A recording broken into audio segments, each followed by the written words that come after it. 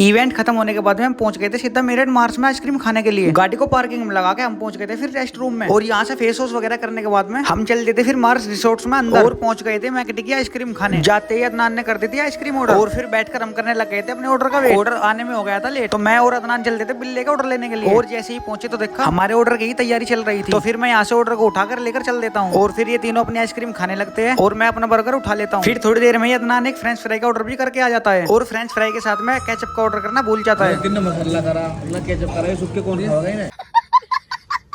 और फिर अदनान को हम केचप लेने भेज देते हैं, और तुरंत ही ये केचप लेकर आ भी जाता है। उसके बाद में चल देते हैं खाना खाने के लिए चटोरे पाजी पर, और फिर यहाँ पर मोमोज, नूडल्स और कढ़ाई पनीर लगवाते हैं। और यहाँ से खाना खाने के बाद हम चल देते हैं जतिन भाई के पास में, और जतिन रहता है बड़ी बड़ी बिल्डिंगों में, और ढूंढते हुए पहुंच गए थे हम जतिन भाई के फ्लैट पर। और ये हमारा वेट ऐसे कर रहा था जैसे छोटे बच्चे करते हैं। पहले हम जतिन से मिले और फिर मिले विकास भाई से, और फिर बैठकर हम यहाँ पर इनसे बातचीत करते हैं। और तभी जतिन हमारे लिए लेकर आ जाता है कुछ खाने के लिए, और आता ही मेरे हाथ में पकड़ा देता है, और ये हमारे लिए लेकर आया था कोल्ड ड्रिंक और चिप्स खाने के लिए।